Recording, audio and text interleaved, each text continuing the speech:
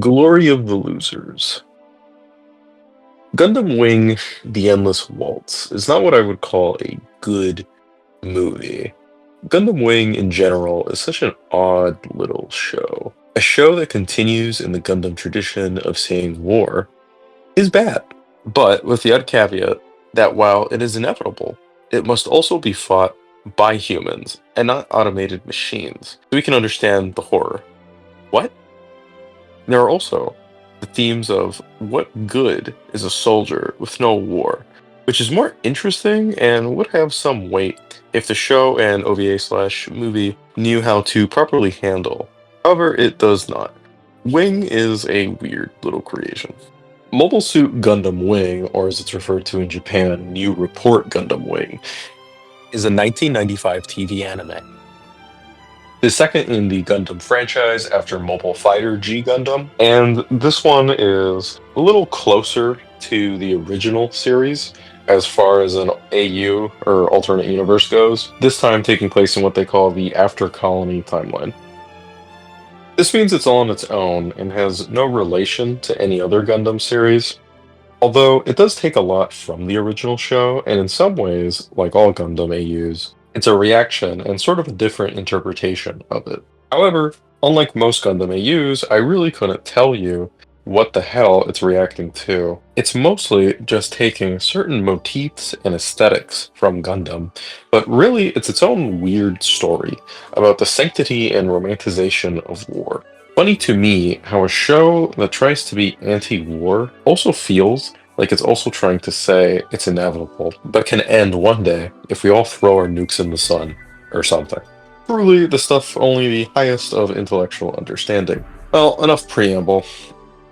I'll try not to talk too much more about this show, maybe one day that'll get its own video on here, but this is mostly about Endless Waltz. Gundam Wing, a lot like the original Gundam, takes place in the future, where a lot of Earth has moved on to colonies in space, while it's sort of about how those groups are being oppressed by the people who live on Earth, the old, new being oppressed by the old dichotomy, which is so common in science fiction. The plot specifically revolves around a political activist named after the hero in the story, who is also called Hero, Yui, getting assassinated, and then 5 different scientists deciding to help in a Operation Meteor, which would basically destroy Earth with the use of super advanced mobile suits, or as they're called in the series, Gundam. Instead of the original plan, which was to make the Earth desolate and then force people to move into space, so then the oppressees can be the oppressors, the scientists decide to rebel and instead only attack the government and move along with their own plans, which is where we get Endless Waltz, where the people who originally drafted those plans are coming back to see it to fruition, which to me is a bit more important as the Wing custom, which is featured in Endless Waltz, was my first model kit, and the OVA was always something I would see in the video store and always kind of wanted to watch, but never did till I got a little older. So it has a little bit more importance to me, but overall I would say it's even better than the series as a whole, but that's another day and another video. Endless Waltz takes place a year after the show. After peace has been achieved on the Earth sphere, it doesn't take very long at all for a coup d'etat to take place after the new villains kidnap Relina, who has a pretty high government position at the end of the show, being crowned Queen of the Galaxy or some shit, and use their giant army to take over, along with finally setting Operation Meteor in motion, which will allow them to do a colony drop if necessary. The villain has apparently been pulling the strings for some time, which really makes me wonder why he waited a year and did nothing in the events of the original show. He also uses the daughter of the villain in the show, Treize, as sort of a figurehead. This confuses me to no end. Why? It's not like people like her, and why would you want your ruler to be a literal 8-year-old? It's not like he's hiding in the shadows anymore. He's literally controlling the army. I have to think it's only because the creators of the show wanted to push the design of a little girl fascist for some reason. They kidnap Relina so that they may convince the people of Earthsphere to let them take over, which doesn't really come to fruition, so she's just kind of with the little girl the whole time, and it kind of leads to nothing other than Relina bitch-slapping her at the end. The whole Operation Meteor thing that's been planned out for years is a little stopped so easily, it's actually laughable. Our heroes basically catch wind of everything right from the beginning and move accordingly, and are able to hack into the mainframe or whatever and stop it in like 2 seconds. All while Zex comes back. Remember Zex? He's here, he doesn't do too much, but he has some cool lines, and we always love seeing the tall geese. All the while, Quatre is set off to get the Gundams back after the boys threw them into the fucking sun at the end of the series because, war is over until I guess it wasn't. So after getting them back from the fucking sun, they're all ready to go. Although there is Wu Fei. Oh, Wu Fei. Easily one of my least favorite characters in any piece of media ever. I hate him and his stupid forehead so much. His arc in this movie makes no fucking sense. He joins the enemies because he feels as if he has no meaning if he's not fighting. Stupid, but fair enough. Right? Well, he also claims he has to be evil to bring out the true justice because Earth hasn't changed in the 1 year of peace. Which, first of all, 1 year is enough to determine that. That's barely any time at all. That's ridiculous. Also, how have they not changed? They were literally peaceful until the side you joined tried to take over. What sense does that make? At all. He then has a fight with Hiro in space where he's constantly shouting at him, while Hiro can only stoically stand there or say, eh, which is enough for him to do a complete heel turn and claim his mind changed because the people didn't want to fight or something. It's bizarre. The Gundam then get to Earth, where the hero goes to save Relina, who is in the future White House that can go underground for some reason, while the kid dictator waxes poetic about the endless waltz of war, peace, and revolution. A shame that a lot of people first heard an idea that actually has some merit to it. You're in a scene that feels so weird and out of place, like they forgot to make a reason as to why they named it this. If you don't know, Gundam Wing did not coin the concept. Hero then destroys the future White House by shooting his gun really good 3 times in a row, but his Gundam gets destroyed by all the other mobile suits firing at him. Despite this, he's, of course, fine.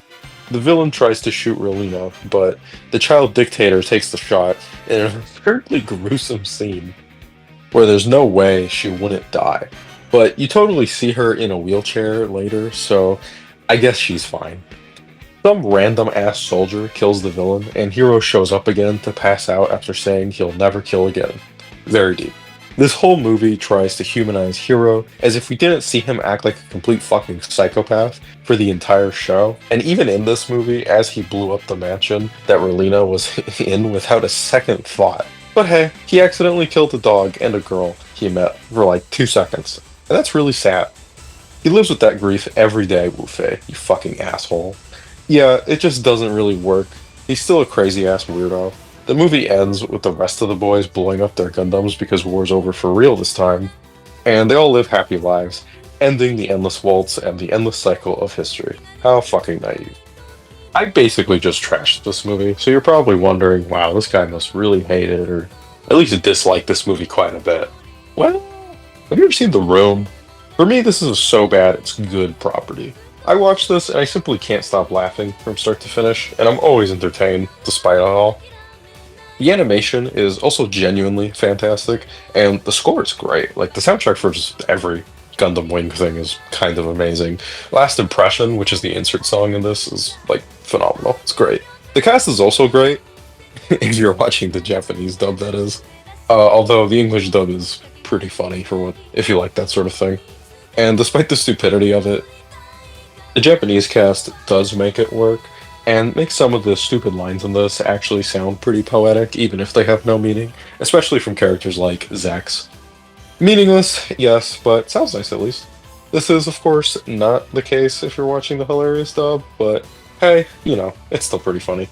I also like some of the mechs. I'm not the biggest fan of a lot of the new mobile suits that the Wing Boys get, as I think they're a little bit much, but I see the appeal, and I get it, and that's fine.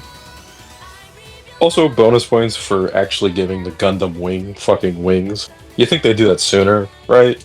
Maybe it's a little on the nose, but I may be biased as hell, I am. But I quite like the OVA/movie for what it is, which is a humongous pile of pretentious dog shit. God damn if it isn't funny though, and it's very entertaining. Maybe I just have Stockholm syndrome from playing so much Super Robot Wars though. Well, in actuality, this is easily a 2 out of 10. I can't help but bump it up just because of my own personal enjoyment. You can call it ironic if you like, but I like watching this train wreck. Besides, it's not like it's ruining anything. Hell, if anything, it's an improvement to the show. This is easily one of the stupidest pieces of Gundam media out there, and it's crazy to me how nostalgia blind people are about this series and movie. I always hear how good it is, but funnily enough, there's never a real reason why. Oh well. To me, this has always be on the higher echelon of it's so bad, it's good crap anime, and I love it for that. Well, I hope you guys liked the video. If you did or didn't, leave a comment, let me know.